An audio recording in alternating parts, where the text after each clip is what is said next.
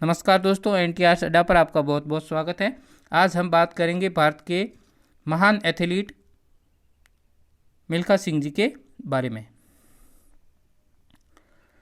इनका जन्म है वो 30 नवंबर 1929 को गोविंदपुर, जो पंजाब प्रांत पाकिस्तान के अंदर है, वहाँ पर हुआ था।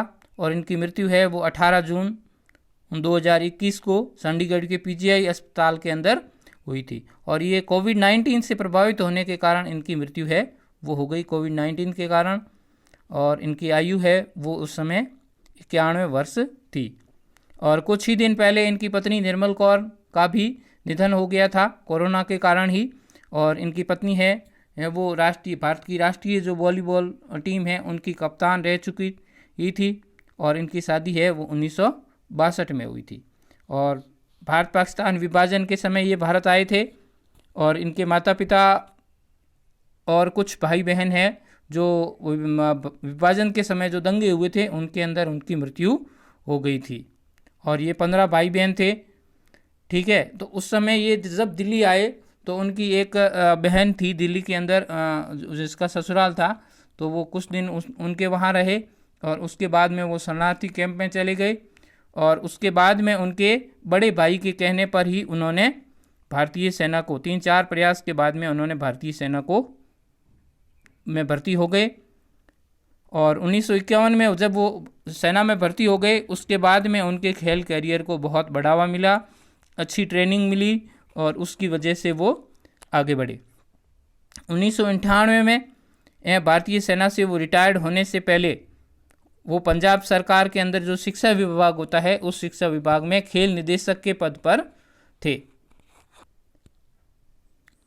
और फ्लाइंग सिख उनकी उपाधि थी। उनको कैसे मिली उसके बारे में बात करेंगे। तो फ्लाइंग सिख उनको ये उपाधि मिली पाकिस्तान के अंदर।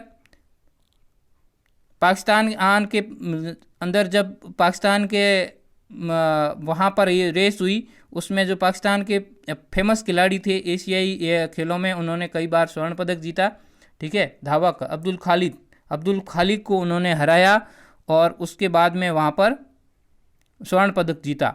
तो इससे प्रभावित होकर के पाकिस्तान के जो तत्कालीन राष्ट्रपति थे अयूब खान, उन्होंने ये उनको फ्लाइंग सिख की उपाधि दी थी।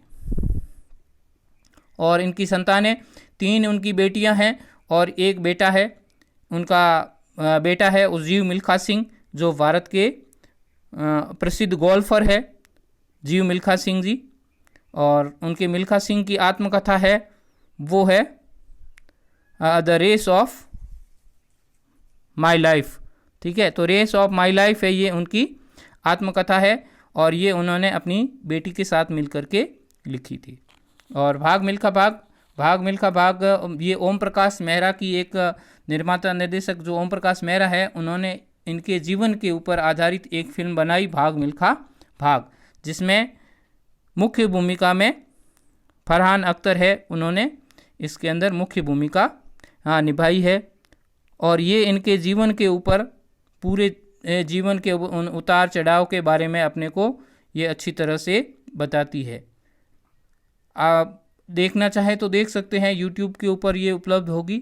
और ये इनके जीवन के बारे में पूरी जानकारी अगर किसी से मिलेगी तो ये फिल्म बहुत अच्छी है। और उपलब्धियां क्या रही इनकी अचीवमेंट्स। 1958 में टोक्यो के अंदर जो एशियन गेम्स हुए थे, इन्होंने 400 मीटर के अंदर स्वर्ण पदक जीता था। और 1958 में ही कार्डिफ, ठीक है, जो UK के अंदर हुआ था राष्ट्रमंडल खेल, उसके अंदर भी इन्होंने स्वर्ण पदक जीता था। और इन्होंने एशियन गेम्स के अंदर 4 स्वर्ण पदक जीते। और इन्होंने 1960 और 1964 के अंदर जो ओलंपिक गेम्स हुए थे, इन गेम्स के अंदर भारत का प्रतिनिधित्व इन्होंने किया था।